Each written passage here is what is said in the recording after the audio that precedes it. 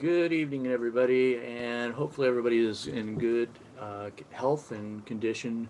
We're going to go ahead and get started today. We're going to start talking a little bit about computer systems, and I'll lay out a little bit of how they actually are in cars nowadays. There was a time when computers were not in cars, so let's go ahead and get started. I'm going to go ahead and share the PowerPoint like always. We're going to go ahead and open up that first. Um, all right, so let's go ahead and get this thing started. All right, so we're going to start talking about computer fundamentals first. And there are different parts of the computer that actually do different functions. One is, of course, the big guy that actually does all this processing. This is where all the um, processing maps, for instance, if a specific sensor uh, sends information to the computer and the computer takes that information and then it does a calculation and then it does an output. In other words, goes to an actuator to make a change. Then there's also the storage part. The storage is where it stores, past information of events and what worked and what didn't work too. So this gets into, like your memory or like the ROM, random access memory only, and then your EPROMs are actually, flashable, and then you have your random access memory and your keep alive memory, which keep alive memory really wasn't first in the computer system, but it did come in later, which helped a lot. Uh, Also, the output function, I kind of gave that a little bit earlier on. This is where actually the computer has processed something and then it goes to an output.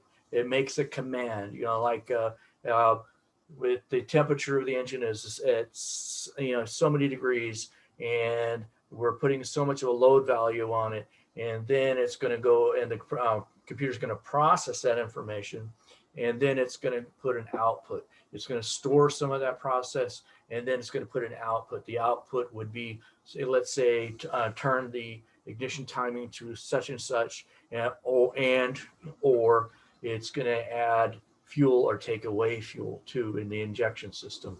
Uh, then computer communications, the computer can communicate with and control each other through input, outputs and input functions. Computer communications with each other in very high and low speed networks. So early on, we had some really slow computers. They weren't really as sophisticated as they are now. I used to call them little Tandy computers. Where Tandy was a company done by Radio Shack, but just kind of what I would say. But they were really slow, and then later on they started evolving because they were okay at the beginning because it only had to do so many functions. Now we're asking them to do all kinds of things. Everything from getting and processing, how the air conditioning works, the radio system, our action avoidance systems, our analog brake systems. There's so many different facets to it now. So because of this, and because of we needed higher speed computers, we actually started using networks. Networks have been around for quite a few years. I should say started. We're using network systems. That way we can share information. We'll get a little more into that as we go along. So here's a diagram of what I'm talking about right here. Here's the inputs. It comes from the sensors. The sensors are little devices actually and gather information for the computer, so the computer can actually process this take this information in. The computer can kind of sense what's going on. That's what they're called, sensors. Just like you have the taste, smell, sight. This is pretty much what the computer relies on, and it will actually, from those sensors and from that mapping inside of the actual computer, it will actually make a command, that output, which goes to some kind of an actuator. So one of these sensors that we use in different parts of the vehicle, not just in the engine performance, where we get into powertrain, we actually use these also and other sections. Air conditioning is one of the things that we use these potentiometers. The potentiometers are showing kind of angles and degrees of a movement, or a movement, I should put it that way. So just like when you push down on the throttle, it actually and puts in information to the computer through this throttle position sensor, and it sends it off to the computer, and the computer says, oh, okay, they want to accelerate. So he'll look at the other sensors and say, okay, how does this look? How's the temperature look? How does the load value look? What is the road speed at? And then it all of a sudden it will make this, get in this lookup table and make this calculation. Now, one of the things about a throttle position sensor that is it's not unique. We use potentiometers in all kinds of different things, but one of the things about a computer, it doesn't understand analog signals. Now, a little bit about analog signals, you're pretty much going in and lab scoping and stuff like that, and you kind of understand a little bit about it, but the computer doesn't understand those signals. It has to have digital signals for it to understand. So in the computer, we have an actual other part in the computer. It's what they call analog to digital converter, and that converts any kind of analog signals coming in. One of the signals, it's like this throttle position sensor would only show a analog signal. It doesn't do a digital on this particular one. So what it'll do is send out this sine wave, and this is a AC type sine wave right here. The line across is supposed to be a actual a zero line, and this would be something that off something similar to a actual let's put it this way, it's similar to like a speed sensor, so like a road speed type sensor, and it would send off an AC signal. Every permanent magnet type sensor sends off an AC signal, not a digital signal. So what the computer does is it takes that signal and it kind of squares it up, puts it into a digital format, and then the computer can understand what that signal was or is. Kind of nice little questions. What is the purpose of the computer communication? Of course, it's to share information with other computers. So that same analog signal could be used for turning off the air conditioner if you went full throttle, because you want, when you go full throttle on your car, you want to shut everything down except for getting as much speed as possible. This is what actually can do too. So again, kind of going the different parts of the computer system. We've got a central processing unit, or a CPU. We've got a computer memory that's inside. It has to have some working space for it. And you kind of look at a computer memory as kind of like your desk. I got to pull out all these files, and I have to have enough space for that.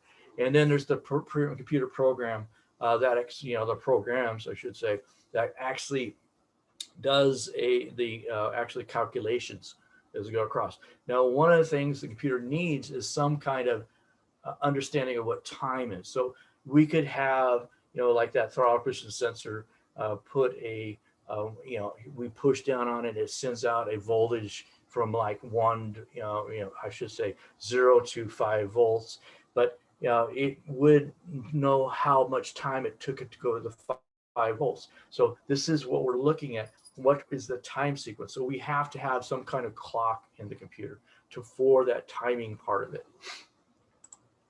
The computer speeds, definitely.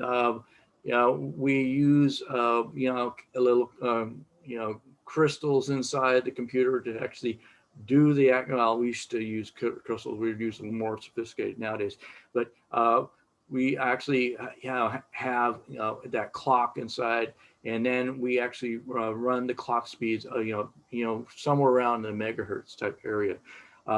The baud rate is how fast that computer can actually transmit bits of information through the serial data connector and communicate out.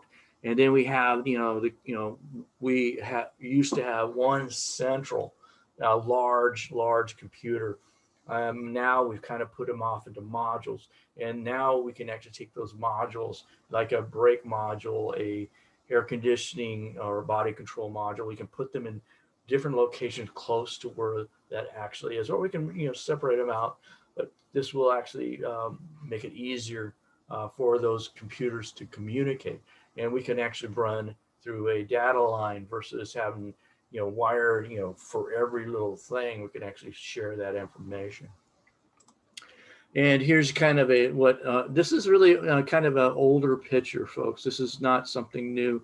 I think Pearson used this back in 2012 or even before, and we really don't have these kind of resistors anymore on the boards or the capacitors like this. We have surface resistors and stuff like that, and we have different chipsets going on too.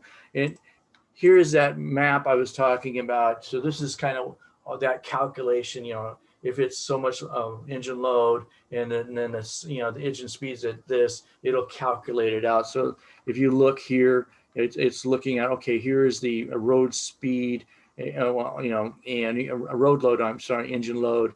And then we actually take that and calculate what the speed is. And we go onto the map and it says, okay, then we need to put timing at about 8 degrees, like here. So, you can't really see it unless you, and it's actually not a language unless you're a computer programmer that you might understand normally.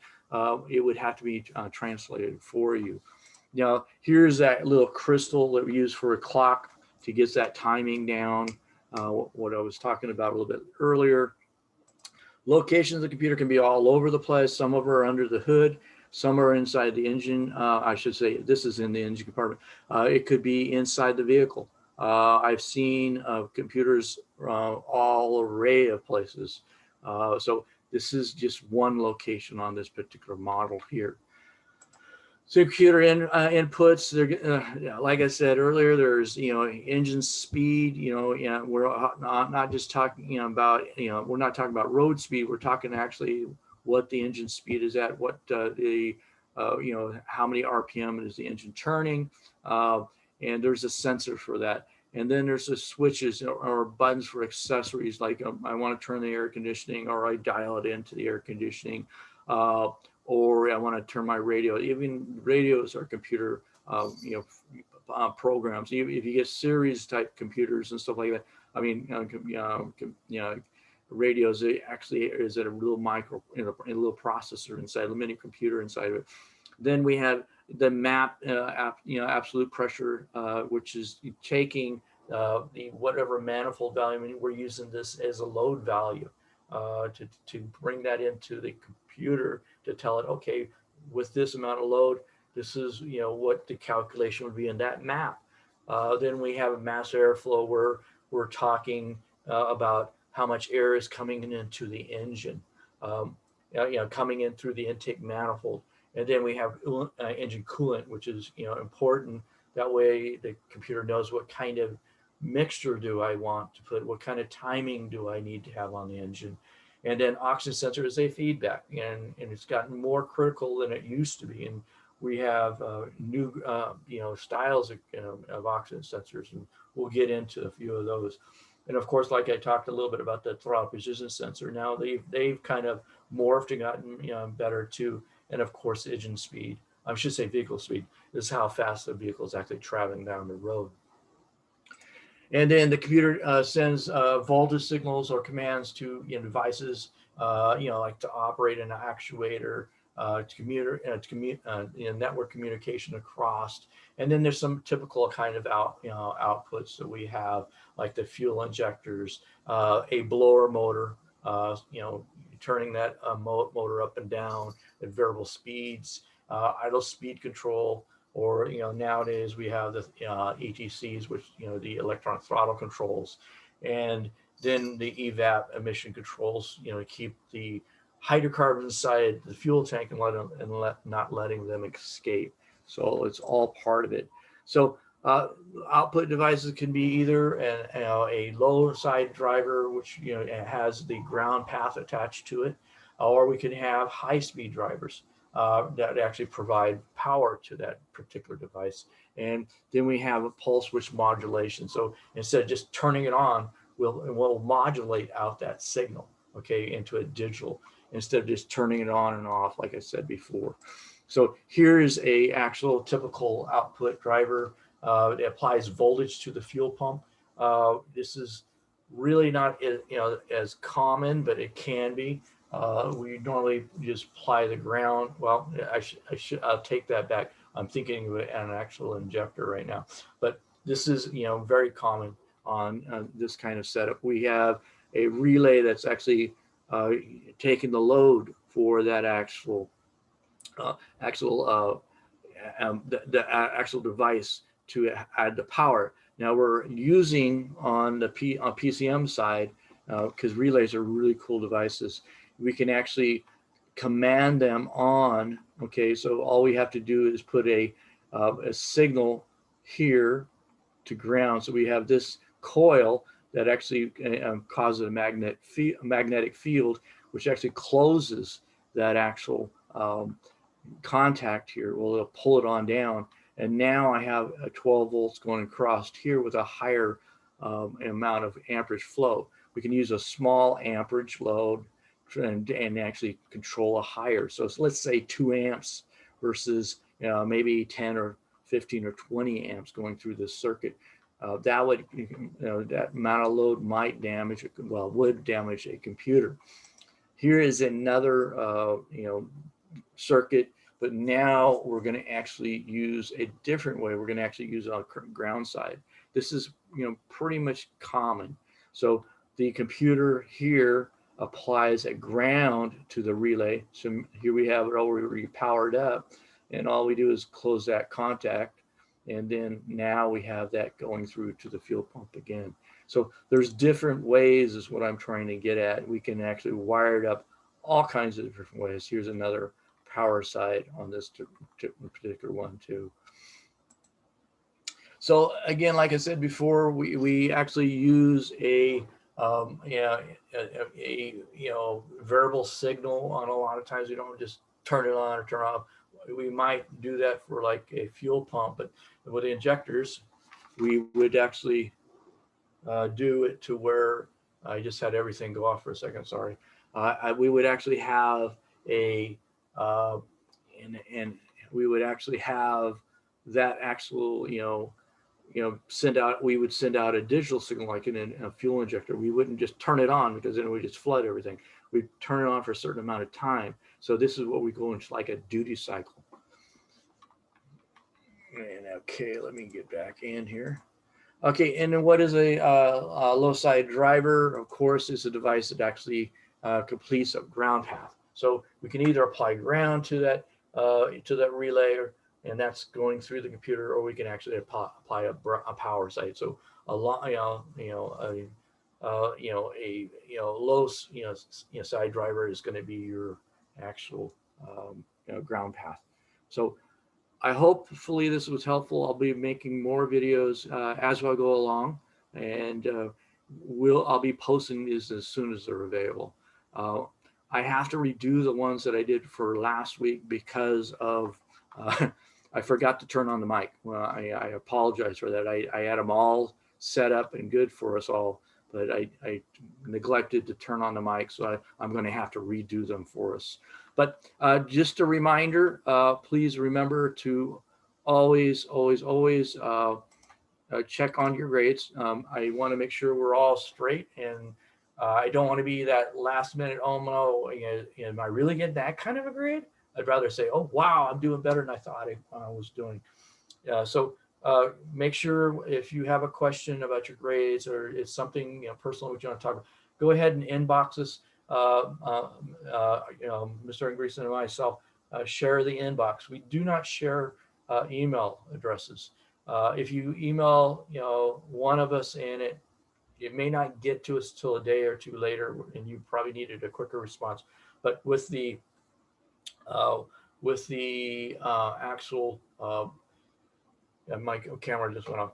With the inbox, we both share it. We can both see your emails. If you're, let's say you're not going to make it to class on time, you're going to be a little bit late, or you're calling off sick. That's the best way to get to us. If you have a general question, I actually put up a student lounge. It's in the discussion group. Make sure you go over there and let's say you have a general question about today's lecture. What computers Are they really that important? Kind of, question. And then your fellow students can actually kind of reply, and you can kind of get some insight and get working together. It's very important that you start networking. Networking is huge in this industry. People get jobs this way. People promote that this way. So make sure you start thinking about networking as you go along. Uh, and some of the things we've talked about in the SB2 training, same thing. All right. So, uh, anyways, this is going to be it for right now. I will have another video going up fairly shortly. Please feel free to reach out to myself or Mr. Andreessen, and we will very much would love to help you. Take care of yourself, and I'll talk at you soon.